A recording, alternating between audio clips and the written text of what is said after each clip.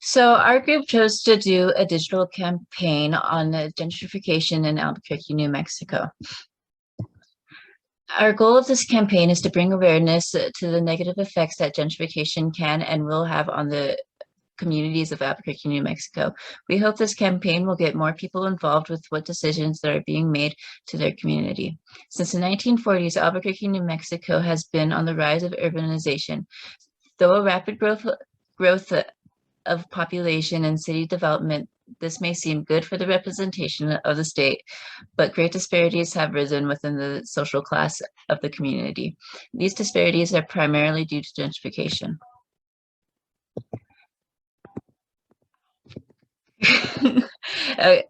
Gentrification is the process in which people of a high class status move into and renovate lower income neighborhoods and communities. This process typically results in communities increasing their property value, causing the original members of the community to struggle financially, sometimes to the point where they're forcefully displaced. When discussing gentrification, we should consider historical conditions, investment in policy making, and community impacts. Though the historical conditions and investment and policy making of a community, we are able to see how the socioeconomic aspect of gentrification affects the social class identity of the Albuquerque community. In our campaign, we will use the research from articles and journals to inform people about the negative impacts forced displacement can and will have on communities in Albuquerque, New Mexico. We will use the research to show the effects that gentrification has on class identity in the Albuquerque community.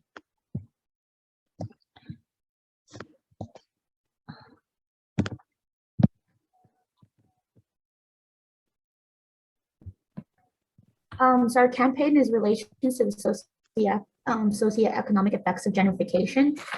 One of the cases that I would present is the stadium that was built by the LA Dodgers baseball team in the county of Chavez Ravine in Los Angeles, California.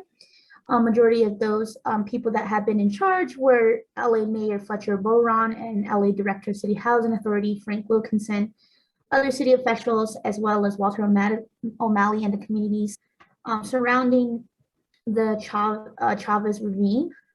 Chavez Ravine was predominantly a neighborhood that consisted of mainly Mexican Americans. A lot of them, there was 3 of them that were the Palo Verde, the La Loma, and the Bishop neighborhoods.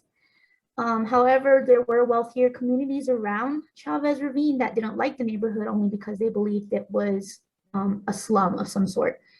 Most of the people that were living in Chavez Ravine were raised livestock or grew gardens to make a living. Many of them did not have access to plumbing or electricity or paved roads.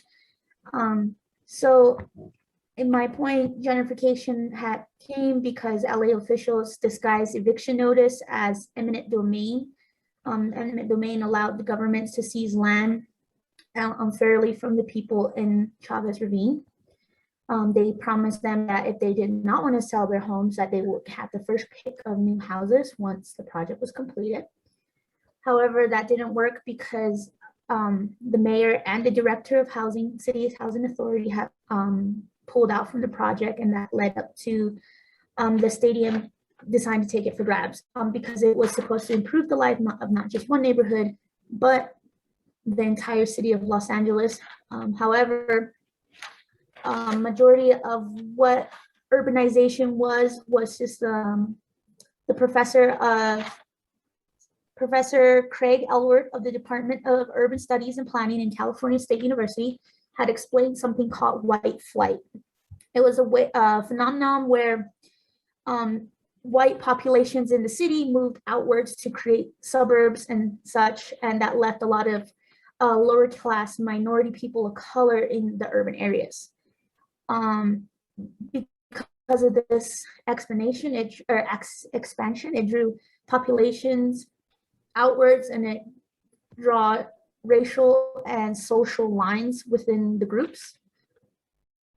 Chavez Ravine was a prime real estate area because of where it was located. Everyone liked where it was.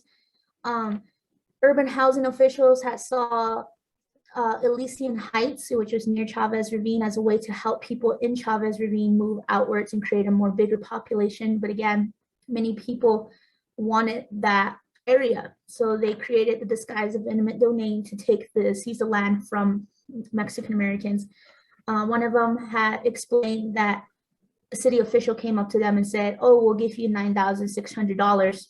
You can go buy a house somewhere else." And unfortunately, some of them were scammed out of this process, and because of it, they were forced to take. Some of them were forced, and others didn't take the money voluntarily. And what happened was, when they tried to go purchase houses somewhere else, it was hard for them because some of these houses cost 15 to 18,000 compared to the 9,600 that they were given. So this ended up being a lie. The housing project fell through. Many of the people were displaced because of it, and the new stadium for the LA Dodgers baseball team was created. You can draw lines to this as we look at the Stop the Stadium campaign that had occurred in Albuquerque. One of New Mexico's soccer teams had tried to build a stadium in Barelas neighborhood. And however, that didn't go as planned. And in a sense, it was good because there would have been negative impacts on many of the citizens that were living within the Barelas neighborhood of Albuquerque, because there was many citizens, again, who would have probably fell under that same law of force of eminent domain that many of the people had done. The following pictures are just, again, the following slides are just pictures of what had occurred. Many of them were not wanting to leave, so they were forced to leave. Their doors were broken down. As you can see, here's Chavez Ravine. It was a nice country, or nice neighborhood and things like that. But unfortunately, a lot of them were forced from the eminent domain, which, because of the socioeconomic culture, they were scammed out of that money, and now they were displaced from where they used to live.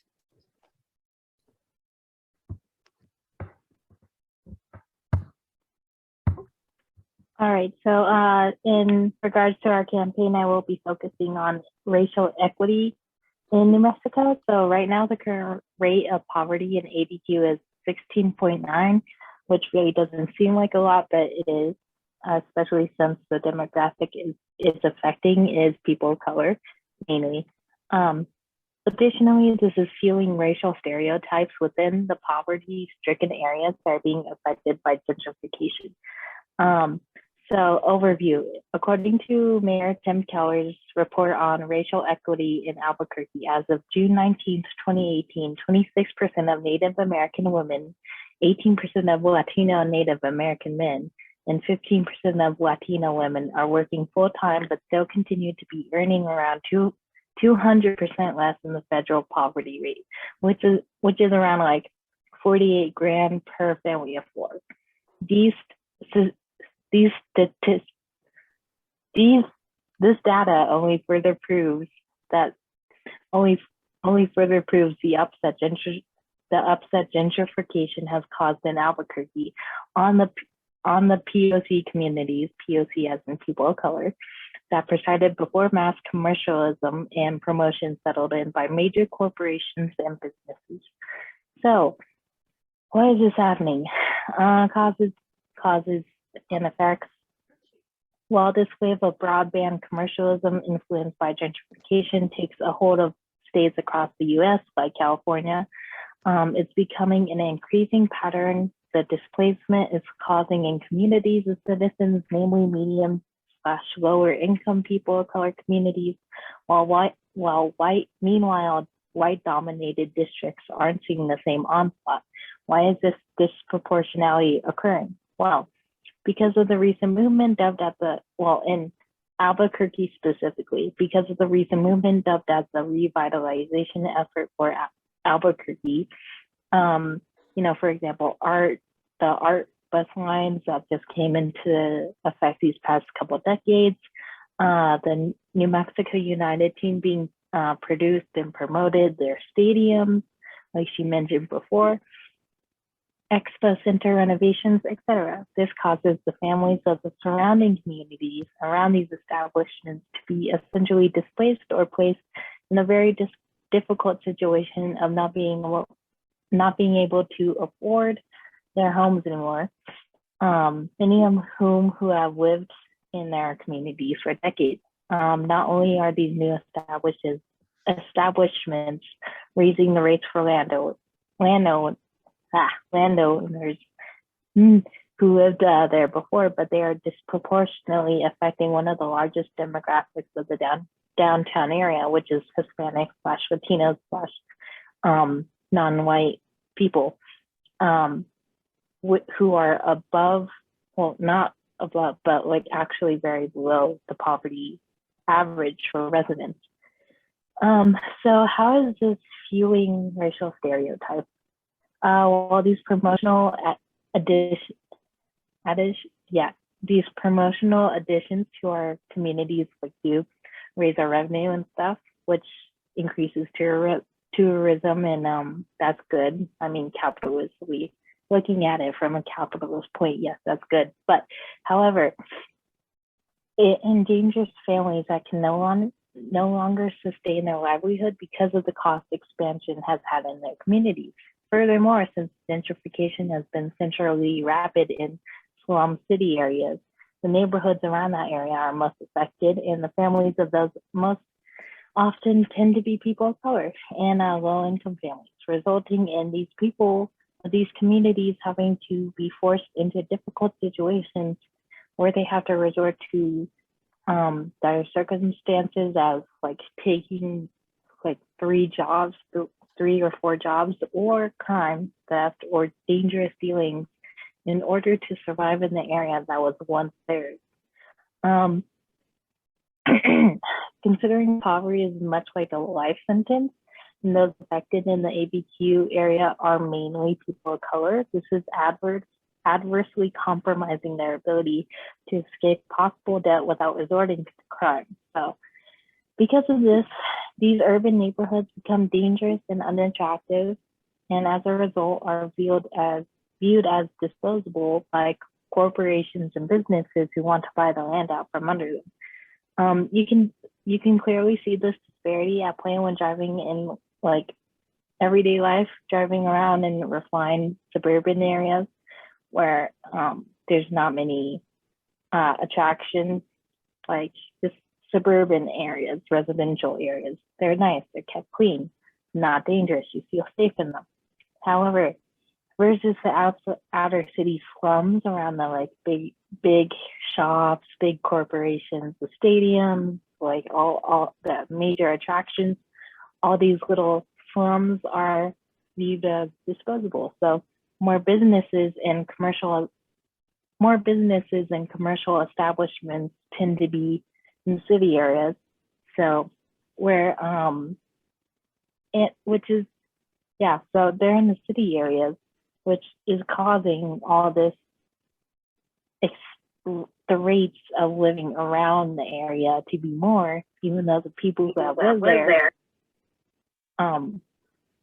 the people that live there, sorry, there was an echo, were there before the major attraction and were paying less. But yeah, so it's driving these people to very limited options.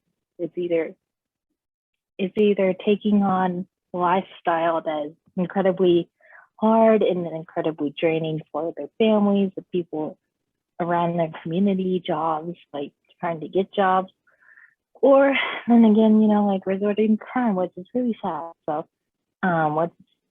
it's like almost like a cycle, I suppose, because it's making their neighborhoods less appealing, and therefore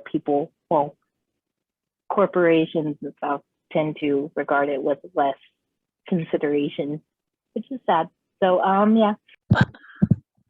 Okay, yeah, you can hear me. So yeah, within this digital campaign, we hope to demonstrate the theories and concepts that were previously discussed by Shania and Maisey, to educate and to bring awareness, and ultimately to encourage action to the negative impacts gentrification can have on the communities in Albuquerque. The hashtag Create Space Over Displaced will hopefully reach a targeted demographic that can help influence investment and policy making within the Albuquerque community. The targeted demographic will most likely be a younger group, for they are ones to most likely use and they know the advantage of the hashtags when it comes to spreading awareness. So yeah, that's our digital campaign and presentation. Thank you.